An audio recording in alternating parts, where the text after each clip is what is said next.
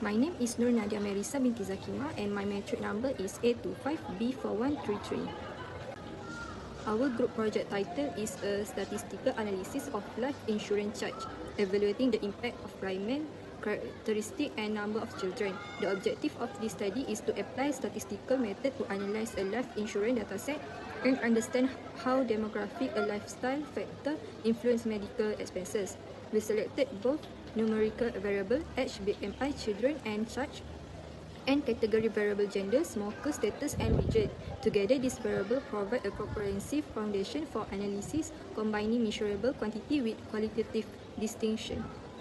And the purpose of this analysis is to uncover patterns such as whether smokers tend to have higher medical charge compared to non-smoker, whether age and BMI influence cost, or whether the number of children affect insurance charge. Besides that, we use IBM SPSS to conduct descriptive statistic, graphical representation, t-test and ANOVA. These tools allow us to summarize the data, visualize distribution and test hypothesis scientifically. Assalamualaikum and hi everyone. My name is Malaysia Al-Fatihah binti Ramli and my matric number is A25A4458. For the sampling and data selection, we first extract the last 2 digits from each member matric numbers. The smallest value obtained was 10 while the largest number was 58. Following the assignment instruction, the sample size was calculated as 500 minus the smallest value, resulting is 419 cases. The number of cases considered for sampling was calculated as 500 plus the largest value, giving 555 cases. Using IBM SPSS, we applied simple random sampling to select 590 cases from the first 558 observations. The remaining cases were removed, resulting in final sample of 490 observations for future statistical analysis. Assalamualaikum, my name is Zatrina Milia binti Kamal and my matrix number is A25B4140. Next, I will present the numerical descriptive measure obtained using SPSS. Descriptive statistics were used to summarize and describe the main characteristics of the dataset. The analysis was conducted using the frequency function in SPSS, and 4 variables were selected. First is age, BMI, children and charge. The statistical measure generated include the mean, median, mode, standard deviation, variance, range and percentiles. This measure help us to understand the central tendency and variability of the data. Based on the output, a total of 490 value observations were included in the analysis and there were no missing values. This indicates that the dataset is complete and suitable for further statistical analysis. For the age variable, the mean age of respondents were 39.73 years. This suggests that the respondents were generally middle-aged adult. The median age was 40 years old, which is very close to the mean, indicating of a relatively balanced age distribution. For BMI, the mean value was 30.62 according to the standard BMI classification. This falls within the obese category. This indicates that on average, respondents had a relatively high body mass index. For the children variable, the mean value was 1.03. This showed that most respondents has approximately 1 child or fewer. The mode of 0 also suggests that many respondents did not have children. Lastly, for charge, the mean medical expenses was 13118.01. This variable record the highest variability among all variables. As indicated by its large standard deviation and range, this means that healthcare costs differed significantly among respondents, with some individuals incurring much higher expenses than others. In conclusion, the descriptive statistics provide a comprehensive overview of the dataset. The results showed that the respondents were generally middle-aged, had an average BMI in an obese category, typically had 1 child, and experienced varying level of medical charge. This finding helped us better understand the characteristic and distribution of the data before proceeding to further statistical analysis. That's all from me. Thank you. My name is Nur Aisha Zulaika binti Zabidi and my matric number is A25A4431.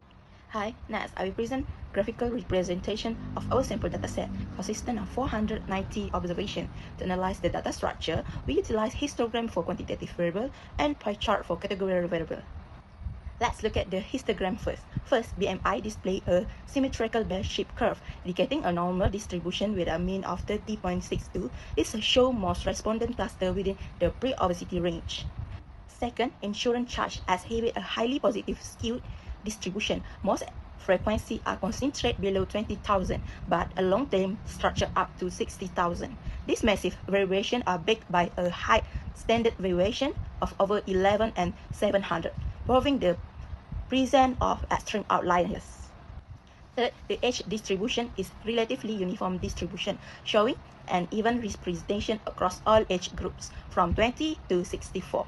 Lastly, children is positive skew, where the highest frequency belongs to individual with a 0 children and drop consistent as a number increases. Moving on, our categorical variable analyzed via pie chart. For gender, we can observe a perfectly balanced, nearly equal 50-50 split between males and female, confirming our sample is free from gender bias. For smoker status, the chart shows a clear dominance where the vast majority are non-smokers. This actually explains our skewed insurance charge yearly, as only a small minority of smokers drive in a high-end premium cars. Finally, the region chart displays a highly equal 25% distribute across all 4 geographical areas, highlighting that our random sampling was highly effective and representative. In conclusion, these visual tools confirm that our sample data is geographical and demographically balanced while capturing realistic variation in insurance costs and health indicators. This provides a clean and reliable baseline for our subsequent inferential statistics. That's all from me. Thank you.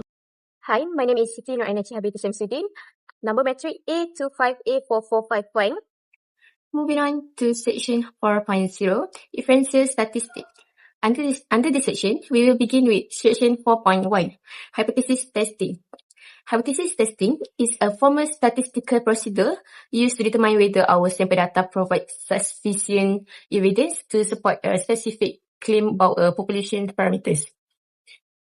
In our study, we formulate 2 types of hypotheses. First, the null hypothesis, which assumes there is no difference or change. And second, the alternative hypothesis, which claims a significant effect does exist. To ensure a valid decision-making process, our significant levels is set at standard alpha 0.05. Based on this definition, we propose 2 statistical analyses for our research variables. First, for the one sample t-test, our objective is to compare the mean of the continuous variable charge against a specific hypothesized population mean. Second, for the one-way ANOVA, the objective is to evaluate the mean difference among 3 or more independent groups simultaneously, where we select children as our independent variables and charge as the dependent variables. Assalamualaikum and good day everyone. My name is Nurul Alisa Mesara binti Muhammad Syafuddin. My metric number is A25A4425. Next, I will explain the t-test analysis conducted in this study case. A t-test is used to determine whether there is a significant difference between a sample mean and hypothesis population mean. In this study, a sample 1 t-test was selected because we wanted to determine whether the mean medical charge were significantly different from a specific value of 0. The null hypothesis state that the average medical charge are equal to 0, while the alternative hypothesis state that the average medical charge are not equal to 0. Next, I will move to SPSS result. Based on the SPSS result, output that we got is the sample size was 10 observations with a mean medical charge of 11,746.83 and a standard deviation of 5,702.11. The test produced a t-test value of 6.515 with 9 degrees of freedom. The p-value obtained was less than 0.001, which is lower than the significance level of 0.05. Therefore, the null hypothesis is rejected. This indicated that there is sufficient statistical evidence to conclude that the average medical charge are significantly different from 0. And then in addition, the coherency value is 2.060, indicating a large effect size. So the difference is not only statistical significance, but also practically meaningful. Thank you.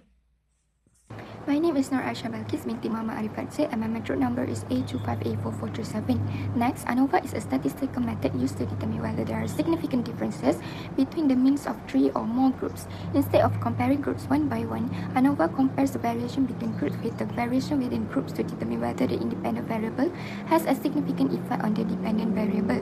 In this study, we perform a one-way ANOVA to examine whether the mean life insurance charges differ according to the number of children. The independent variable is the number of children, which is divided into different groups, while the dependent variable is the insurance charges. Before conducting the analysis, we formulate two hypotheses. The null hypothesis, HO, states that there is no significant difference in the mean insurance charges among the different numbers of children. In other words, the average insurance charges are assumed to be the same for all groups. On the other hand, the alternative hypothesis, H1, states that there is a significant difference in the mean insurance charges among at least one of the groups. This means that at least one group has a different average insurance charge compared to the others. Finally, the analysis is conducted using a significance level of 0.05 or 5%. This means that if the p-value obtained from the ANOVA test is less than 0.05, we will reject the null hypothesis and conclude that the number of children has a significant effect on insurance charges. Otherwise, if the p-value is greater than 0.05, we will fail to reject the null hypothesis and conclude that there is no significant difference among the group means. That concludes the explanation of the ANOVA method and the hypothesis used in this study. My name is Tande Yin. My metric number is A25B4115. Now, let's continue our presentation.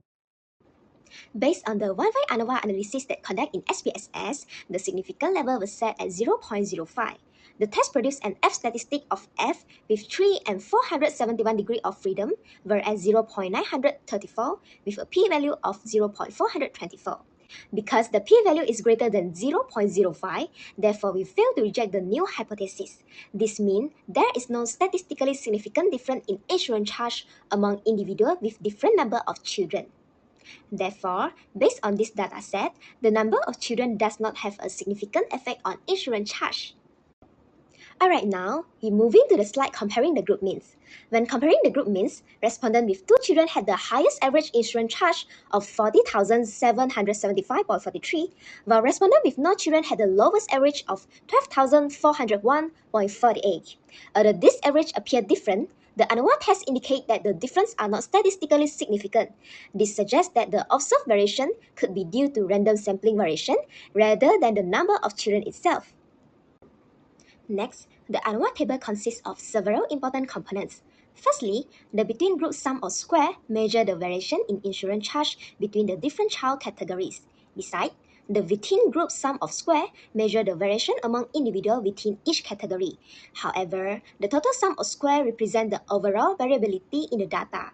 Additionally, the degree of freedom indicates the number of independent value used in the analysis, while the mean square is calculated by dividing the sum of square by its corresponding degree of freedom. Furthermore, the F statistic compares the variation between groups with the variation within group. Finally, the significant value or p-value help determine whether the observed differences are statistically significant or not. In conclusion, the ANOVA analysis found no statistically significant difference in insurance charge across the different number of children, even though the respondent with 2 children had the highest mean charge and those with no children had the lowest mean charge. These differences were not statistically significant based on the ANOVA test. Therefore, we conclude that the number of children is not a significant factor that influencing insurance charge in this dataset. That's all from me. My name is Yap Ling Ni. My metric number is A25B4110, and I will explain the conclusion parts. In conclusions, this study used statistical method to analyze life insurance dataset using IBM SPSS. A simple random sampling method was used to make sure the sample was fair and representative. From the first 558 records, 490 were randomly selected. This provided enough data for both descriptive and inferential analysis. The descriptive statistic gave a clear summary of the data. The variables studied were age, BMI, number of children, and insurance charges. There were no missing value in the dataset. The average age of the respondent was about 40 years. The average BMI was in the obese range. Most respondents had fewer than 2 children. Insurance charges varied a lot between individuals. Histogram and pie chart are being used to explain the data. BMI was almost normally distributed. Insurance charges were skewed because some people had very high costs. Age were fairly evenly spread. The number of children was skewed to the right. Most respondents were non-smoker and the sample was balanced across gender and region. Inferential statistics were used to test hypotheses. A one-sample test showed that the mean insurance charges were significantly higher than 0. The p-value was less than 0.05, so the new hypothesis was rejected. This means the result is statistically significant. The effect size was also large, showing a meaningful difference. A one-way ANOVA was used to check if insurance charges were different based on the number of children. Even though people with 2 children had the highest average charges and those with no children had the lowest, the difference was not statistically significant. The p-value was above 0.05, so the new hypothesis was not rejected. This means the number of children does not affect insurance charges in the dataset. This study shows how to use sampling, graph, and statistical tests in SPSS. The results show that insurance charges are significantly different from 0, but not affected by the number of children. Overall, statistical analysis help us understand data better and make clear conclusions.